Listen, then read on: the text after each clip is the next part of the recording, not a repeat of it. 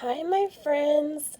Today is a stormy day, rainy day, and I usually love to read this story whenever it's stormy and rainy. And it's by one of our favorite authors. Her name is Patricia Polacco. She also does the illustrations for her stories. Patricia lives in Lansing, Michigan. And Michigan is this green one that looks like a little mitten. And see that star? That means that is where she lives, is the capital of Michigan. We live in Texas, so here is where we live. And she lives way up there in Michigan. She's about 75 years old. She came from parents who were immigrants. Her mom is a Russian immigrant who was a Jewish Russian immigrant who came from her family was from Russia and the Ukraine, and her father, his family was from Limerick, Ireland. And the fun part about both of those cultures is they really enjoy storytelling, and so she grew up listening to stories from her grandparents and her parents and her great-grandparents, and so she decided she wanted to be a storyteller too. So we're going to read this story called Thunder Cake.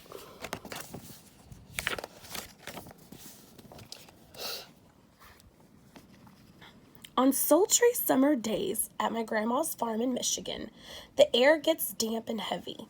Storm clouds drift low over the fields. Birds fly close to the ground. The clouds grow for an instant with a sharp crackling light, and then a roaring, low, tumbling sound of thunder makes the windows shudder in their panes.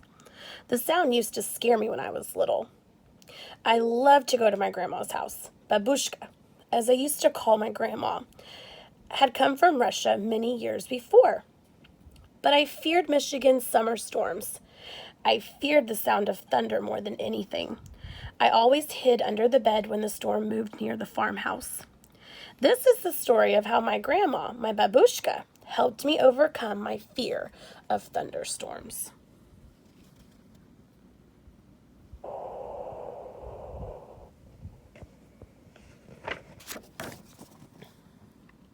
Grandma looked at the horizon, drew a deep breath, and said, "This is thunder cake baking weather, all right.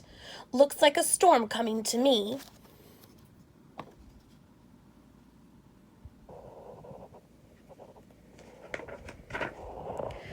"Child, you come out from under that bed.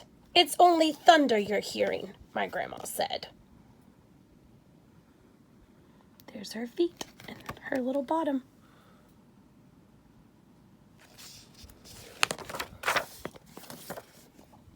The air was hot and heavy and damp. A loud clap of thunder shook the house. As the windows rattled and made me grab her close. "Steady, child," she cooed. "Unless you let go of me, we won't be able to make a thunder cake today." "A thunder cake?" I stammered as I hugged her even closer. "Don't pay attention to that old thunder, except to see how close the storm is getting. When you see the lightning, start counting real slow. When you hear the thunder, stop counting. That number is how many miles away the storm is. Understand?" she asked. "We need to know how far the storm is, so we have time to make the cake and get it into the oven before the storm comes. Or it won't be a real thunder cake."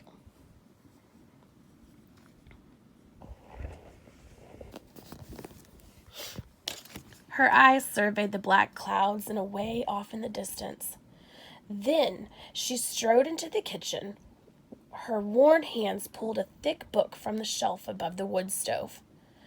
"Let's find that recipe, child," she crowed, as she lovingly fingered the grease-stained pages in the grease spot. "Here it is. Thunder cake."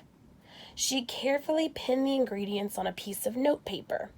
"Now, let's gather all the things we'll need," she exclaimed as she scurried toward the back door.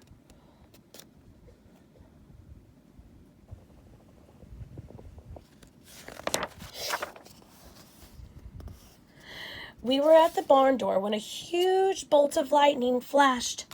I started counting. like Grandma told me to. 1, 2, 3, 4, 5, 6, 7, 8, 9, 10. Then the thunder roared.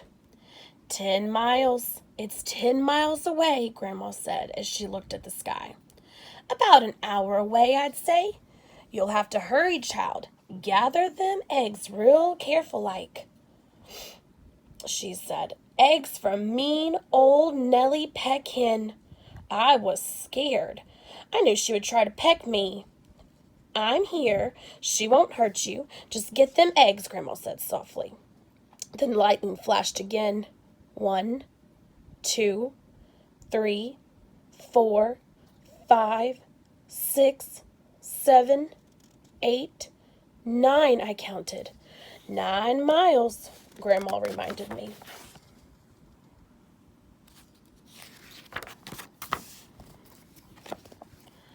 Milk was next. Milk from old Kit Cow. My grandma milked her. Kit Cow turned and looked mean right at me. I was scared. She looked so big. Zip went the lightning. 1, 2, 3, 4, 5, 6, 7, 8, I counted. Broom went the thunder. 8 miles, child, Grandma croaked.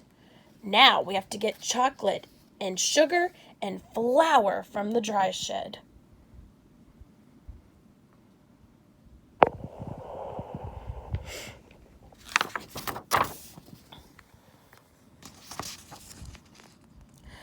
I was scared as we walked down the path from the farmhouse through Tangleweed Woods to the dry shed. Suddenly, the lightning lit the sky. 1, 2, 3, 4, 5, 6, 7, I counted. Boom, ba-boom, crashed the thunder. It scared me a lot, but I kept walking with Grandma.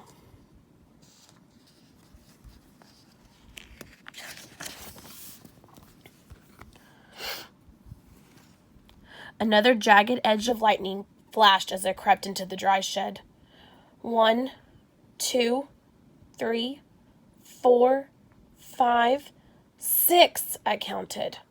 Crackle, crackle, boom, kaboom, the thunder bellowed. It was dark, and I was scared. I'm here, child, Grandma said slowly from the doorway. Hurry now. We haven't got much time. We've got everything but the secret ingredient.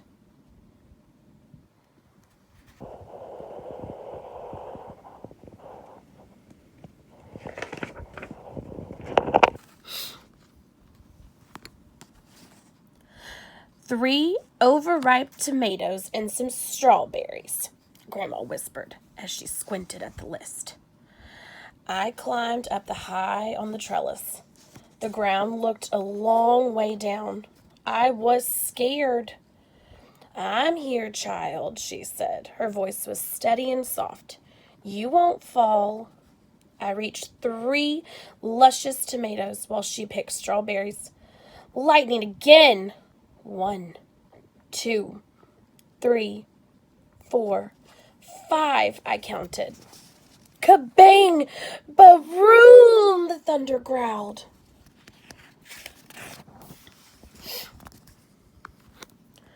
We hurried back to the house and into the warm kitchen, and we measured the ingredients. I poured them into the mixing bowl while Grandma mixed. I churned butter for the frosting, and I melted chocolate. Finally, we poured the batter into the cake pans and put them into the oven together. Lightning lit the kitchen. I only counted to 3, and the thunder rumbled and crashed. 3 miles away, Grandma said. And the cake is in the oven. We made it. We'll have a real thunder cake.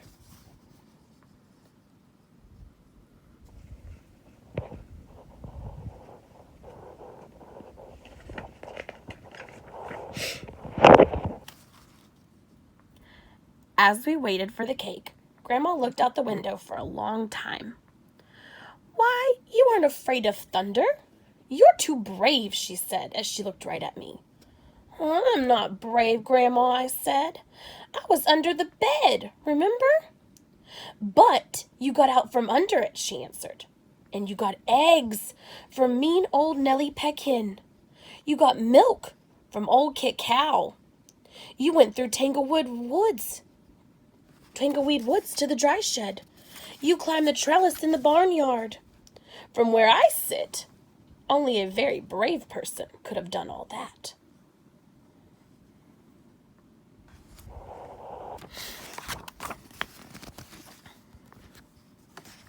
I thought and thought as the storm rumbled closer. She was right. I was brave. "Brave people can't be afraid of a sound, child," she said. And as we spread out the tablecloth and set the table, when we were done, we hurried into the kitchen to take the cake out of the oven. After the cake had cooled, we frosted it.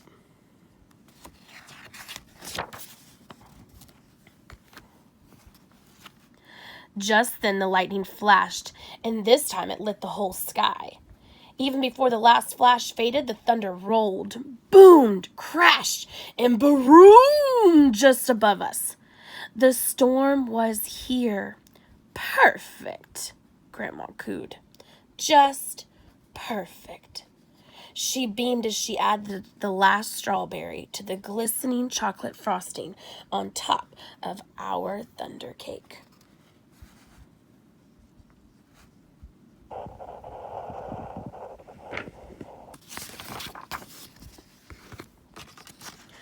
As the rain poured down on our roof, Grandma cut a wedge for each of us.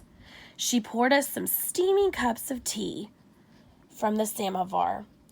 When the thunder roared above us so hard it shook the windows and rattled the dishes in the cupboards, we just smiled and we ate our thunder cake. From that time on, I never feared the voice of thunder again.